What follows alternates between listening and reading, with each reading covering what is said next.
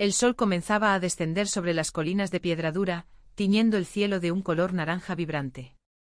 Pedro Picapiedra caminaba hacia su hogar, sintiendo el peso de un largo día de trabajo en la cantera.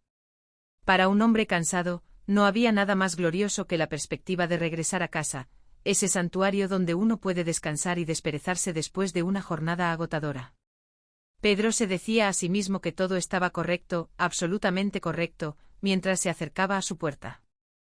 Sin embargo, la paz duró poco. Dino, su fiel y entusiasta mascota, ya estaba al acecho. Pedro intentó moverse con sigilo, pensando que tal vez podría zambullirse en la casa sin tener que sufrir esa bienvenida tan efusiva que Dino siempre le brindaba. Por un momento creyó que lo había logrado. Pero el instinto del animal era infalible.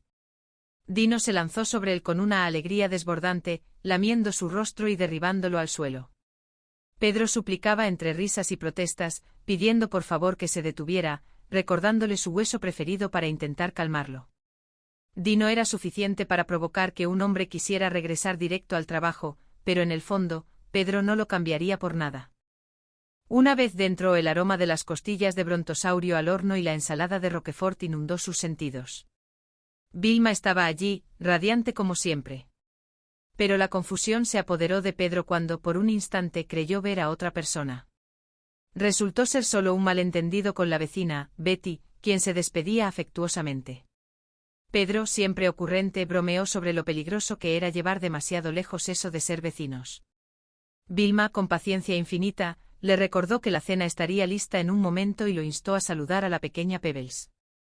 Al entrar en la habitación de la niña, Pedro se tropezó con un montón de objetos amontonados. La frustración afloró y preguntó por qué toda esa basura estaba allí.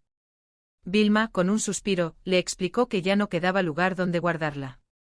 Los clósetes estaban llenos y la promesa de construir una habitación extra, hecha hacía más de un año, seguía pendiente. Movido por el amor a su familia, Pedro decidió que esta vez sería un hecho. Mañana mismo empezaría la construcción. Incluso planeó llamar a Pablo, su mejor amigo, para que le echara una mano. Para Pedro, los mejores amigos estaban para eso, para ayudar cuando se les necesitaba. La cena fue un éxito. Satisfecho y con el paladar contento, Pedro se dispuso a ensayar su discurso de aceptación para el título de búfalo mojado del año. Aunque Vilma le sugirió prudencia hasta conocer los resultados oficiales, Pedro estaba confiado. Según sus cálculos, el voto decisivo dependía de Pablo, y no dudaba de la lealtad de su gran amigo. Sin embargo, la tranquilidad de la noche se vio interrumpida por los ruidos domésticos y los ronquidos de Dino. Fue entonces cuando la idea de la nueva habitación se volvió una necesidad urgente de privacidad. A la mañana siguiente el trabajo comenzó con entusiasmo. Pedro y Pablo, con estacas y cuerdas, delimitaron el área. A pesar de las pequeñas discusiones sobre la rectitud de las estacas y los accidentes con el mazo, la estructura empezó a tomar forma. Usaron concreto, vigas niveladas y hasta la fuerza de un dinosaurio para colocar el techo justo a tiempo. Al terminar, la habitación lucía espléndida, un testimonio de lo que se puede lograr trabajando codo a codo con un vecino. Pero la armonía se rompió la noche de la reunión de la logia de los búfalos mojados. El gran maestre anunció un empate técnico entre Pedro y otro miembro llamado Pepe Rocabeza. Todo dependía del último voto, el de Pablo Mármol. Para sorpresa y horror de Pedro, Pablo votó por Rocabeza, argumentando que se debía elegir al mejor hombre. Pedro se sintió traicionado. En un arranque de ira, declaró la guerra a su vecino, prohibiendo cualquier contacto entre las familias y expulsando a Pablo de su propiedad. La situación empeoró cuando un inspector de edificios reveló un error legal: la mitad de la nueva habitación había sido construida dentro del terreno de los Mármol. Pablo, ahora dueño legal de esa parte, decidió reclamar su espacio para el pequeño Bambam. La casa se dividió con muros y agujeros de vigilancia.